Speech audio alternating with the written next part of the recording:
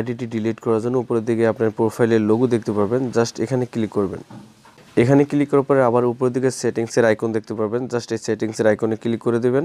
Click করার পর প্রিয় দর্শক এই যে এখানে একটা অপশন দেখতে পারবেন, see more in account centre personal detail, just এখানে একটা ক্লিক করে দেবেন।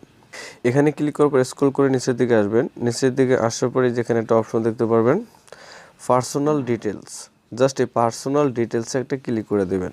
পার্সোনাল ডিটেলসে ক্লিক করার পর নিচে দিকে একটা অপশন দেখতে পারবেন account ownership and control, just এখানে একটা ক্লিক করে দেবেন।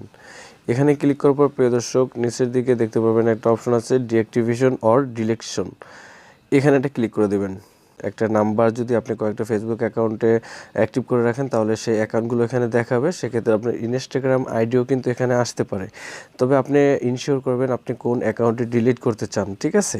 যেহেতু আমি একটা অ্যাকাউন্টে ক্রিয়েট করেছি একটা জিমেল আইডি দিয়ে, তার জন্য একটা অ্যাকাউন্ট এখানে শো করছে। আপনারা যেই অ্যাকাউন্টে ডিলিট করবেন